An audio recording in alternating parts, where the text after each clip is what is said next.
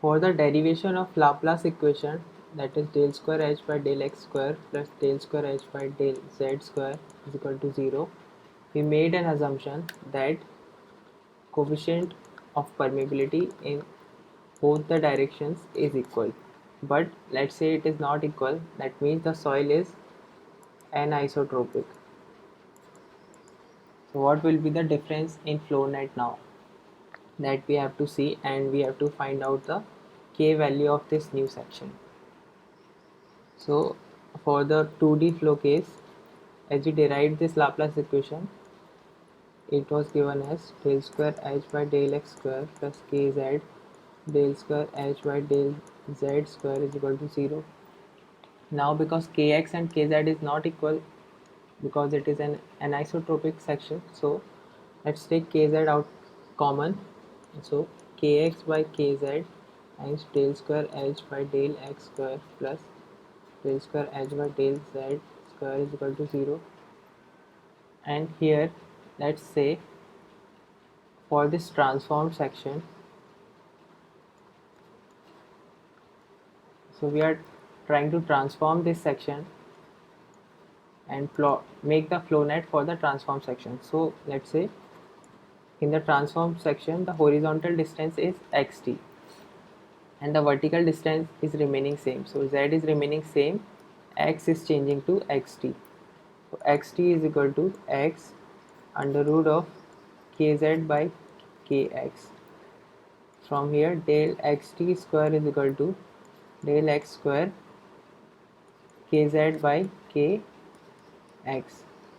So if we put this here, so we will get del square h by del xt square plus del square h by del z square is equal to 0.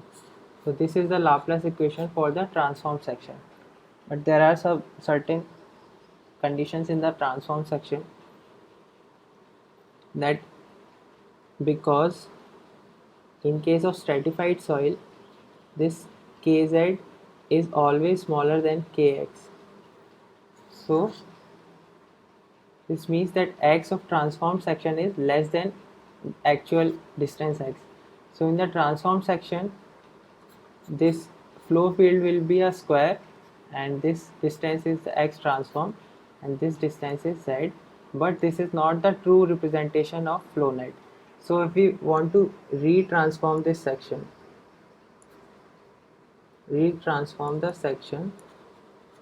and plot flow net, so what changes will come? So the first change is that this square will not remain square. So square changes to rectangle. Why does it happen? If I try to find x from this equation, so x is given as x is equal to under root kx by kz times x transform. So if this x transformed was the side of a square, and this now for the retransformed section, this x is greater than xt, because kz by kx by kz is greater than 1. So it means that if the transformed section is having dimensions as xt and z, so this retransformed section is having dimension as xt times under root kx by kz, and this is still z. So let's solve for flow net, or let's solve for discharge from here, because even if I calculate the discharge in this flow field, so it is equal to q, and in this retransformed flow field also it is equal to q. So discharge can be written as q is equal to, in this, and we are considering flow in the horizontal direction. So let's take flow in horizontal direction. If flow is in horizontal direction, so in this actual section, in the horizontal direction the coefficient of permeability is kx, and in the vertical direction it is kz, and in the transformed section, it is k dash in the both directions, because transformed section is, we transformed it to make a homogeneous isotropic section.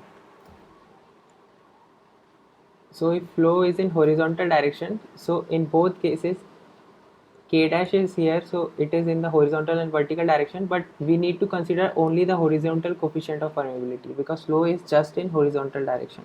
So for q, which is just in horizontal direction, so from this transformed section, let's say this dimension of square is b, this is also b, and so this dimension will become b times under root kx by kz, and this z is still b because vertical dimension is remaining same. So q for the transform section is k dash, I is head drop divided by the length of flow, that is b, and multiplied by the area of cross section, so that is b into 1.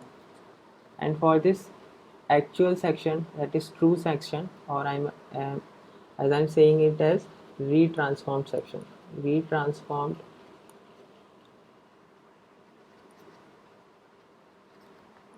true section,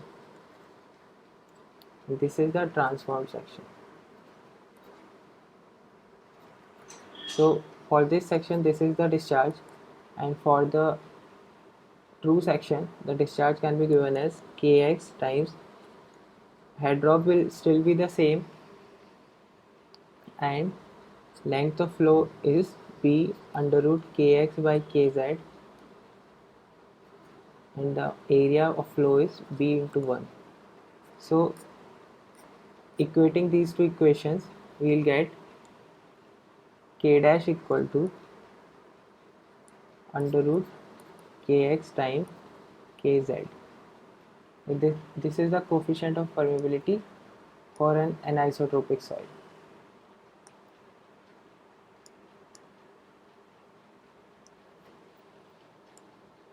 Now next is the case for non-homogeneous soil. Non-homogeneous soil. Non-homogeneous soil means that the coefficient of permeability changes in the direction of flow. So K1 is the coefficient of permeability up to this distance, and after this the coefficient of permeability changes to K2. So how these flow lines will behave, that we have to understand here. So these here are the flow lines, and this is the section at which the permeability is changing. So a normal is drawn, this is the normal, and so this AC, as it is perpendicular to the flow line, so it is an equipotential line, and similar this BD is also an equipotential line because it is also perpendicular to the flow line. So we can write the flow between the flow lines is same, so Q will still be the same. So we can write Q in this part, in K1 part, KIA, I is equal to delta H, let's say that is the head drop, and length of flow, so AB is the length of flow. So whatever that head drop is there in this distance, same will be the head drop in this second part. This is the second part, this is first part. So whatever the head drop is happening over distance AB, it will be same for distance CD, because AC and BD are equipotential lines. So we know that for that potential drop is same. So Q in this first part is K1 delta H by AB into area of flow is AC into 1, and similarly in the second part I can write K2 into delta H by length of flow is CD times BD. Now in this figure, the flow lines, if a normal is drawn here, so the angle of flow lines with this normal is alpha 1, and for this section part 2 it is alpha 2, and so tan alpha 1 is equal to, if this is alpha 1, so this is 90 minus alpha 1, and so this angle will be alpha 1. So tan alpha 1 can be given as AB upon CD, and similarly tan alpha 2 is equal to CD upon BD. So if we put these values here, so K1, because this flow is equal, so K1 delta H will cancel out. AB upon, this is not CD, AB upon AC. AB upon AC, yeah. So AB upon AC is tan alpha 1. So tan alpha 1 is equal to K2 upon CD upon BD is tan alpha 2. So from here K1 upon K2 is equal to tan alpha 1 upon tan alpha 2. So there are some conclusions with this. If K1 is greater than K2, if K1 is greater than K2, it means that alpha 1 is greater than alpha 2. So if alpha 1 is greater than alpha 2, that means that if flow line is coming here, and so it will, because alpha 2 is smaller, so it will deflect towards the normal, because alpha 2 is smaller than alpha 1, so this line will come closer to the normal. So if K1 is greater than K2, so flow line deflects towards the normal. And similarly, if K1 is less than K2, so alpha 2 will be greater than alpha 1, and in that case flow lines will deflect away from the normal.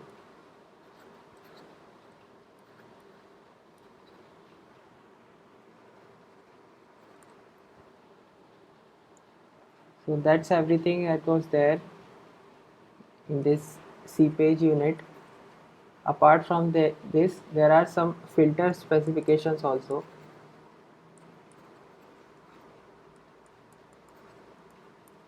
that I'm not covering here. So if you want me to cover that, just tell me. Otherwise, I think that is not important. So that's it for this unit. I'll cover some examples also for FlowNet. Thank you.